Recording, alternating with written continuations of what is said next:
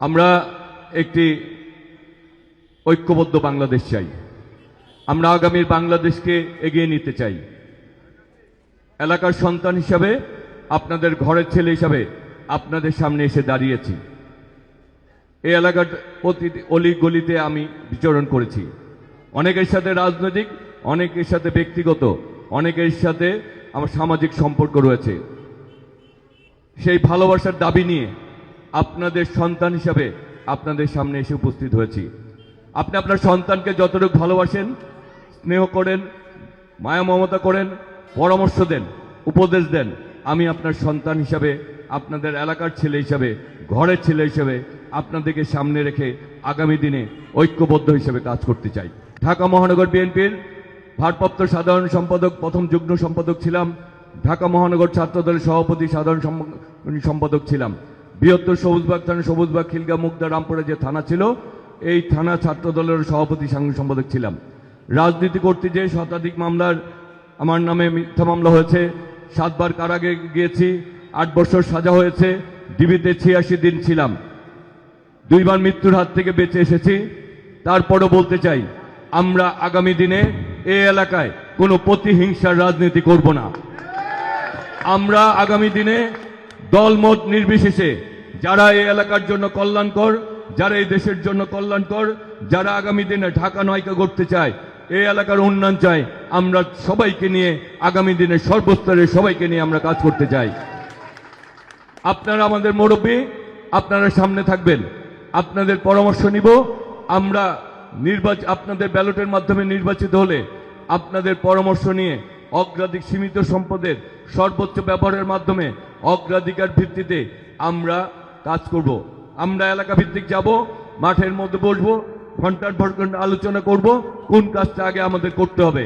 আমরা আমাদের সকলে সম্মিলিত মতামতের ভিত্তিতে আমরা গুরুত্বপূর্ণ কাজগুলি করার জন্য আমরা সবার আগে আমাদের দলকে, আমাদের দেশকে বলবো। এবং সেই কথাটি বলার জন্য আমাদের তো কিছু আমার প্রতি এই কিছু কাজ করতে হবে। সেটি হচ্ছে আগামী 12ই ফেব্রুয়ারি যে নির্বাচন, সেই নির্বাচনে যদি সর্বোচ্চ ভোটার উপস্থিতি হয়, এবং তখন আমি আমার দলকে বলতে পারবো ঢাকা নয়ে 70-80 ভোটার কেন্দ্রে উপস্থিত ছিল। আর আপনাদের সেই সন্তান হিসেবে আপনাদের ভালোবাসায় যদি উত্তীর্ণ হতে পারি, আমি 38 বছর যাবৎ রাজনীতি করি, আমি মাদার থেকে স্থায়ী বাসিন্দা। 38 বছর আমার এলাকায় যারা থাকেন, মাদার থেকে যারা থাকেন, সর্বস্তরে সবাইকে জিজ্ঞেস করবেন আমার দ্বারা কেউ ক্ষতিগ্রস্ত হয়েছে কিনা। আমি যদি কারো ক্ষতি করি, আপনাদের ভোট আমি চাই না। আমি যদি কারোর সাথে খারাপ ব্যবহার করে থাকি, আমি আপনাদের ভোট চাই না। কিন্তু জিজ্ঞেস করার পর যদি বলে সবাই, আমি আমার দলের নেতাকর্মীদের বলছি না, আপনি মাদার থেকে যারা স্থায়ীভাবে বসবাস করেন, অস্থায়ীভাবে বসবাস করেন, সবাইকে জিজ্ঞেস করবেন আমি একটি ওয়ার্ড থেকে ছাত্রদল কেন্দ্রীয় কমিটির সাধারণ সম্পাদক ছিলাম, এই নির্বাহী কমিটি মহানগর বিএনপি, আমার দ্বারা কেউ উপকার ছাড়া কেউ ক্ষতিগ্রস্ত হয়েছে কিনা। যদি না হয়ে থাকে তাহলে আমি আপনাদের ভোট দাবি করতে পারি, কারণ আমি আপনাদের ঘরের সন্তান, সেই কারণে আপনাদের ভোট দাবি করতে পারি। সুতরাং বলছি, আগামী দিনে আমরা সবাইকে নিয়ে কাজ করতে চাই। আমরা চাই 31 দফার আমাদের বর্তমান চেয়ারম্যান জনাব তারেক রহমান বলছেন, আগামী দিনের বাংলাদেশ শুধুমাত্র বাংলাদেশ জাতীয়তাবাদী দলের বাংলাদেশ হবে না। আগামী দিনের বাংলাদেশ যারা বাংলাদেশের কল্যাণ চায়, যারা ভালো থাকতে চায়, তিনি তাদেরকে নিয়ে কাজ করবে। আমরা মুসলিম ছিলাম, আমরা বুঝি মুসলিমের কি কষ্ট। 86 দিন ডিবি রিমান্ডে ছিলাম, 100-র উপরে মামলা ছিল, 8 বছর সাজা হয়েছিল, 7 বার কারাগারে গিয়েছি। তারপরও এর আগেও বলছি, এখনো বলছি, আমরা প্রতিহিংসার রাজনীতি করতে চাই না, ইনশাল্লাহ করবও না।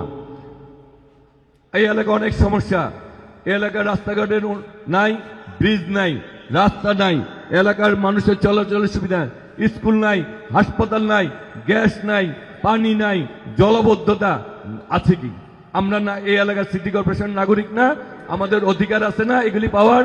আর এই এলাকার যারা নির্বাচন করে তারা করে কি নির্বাচনের আগে আসে, নির্বাচনের পরে আর পাওয়া যায় না, তাই তো?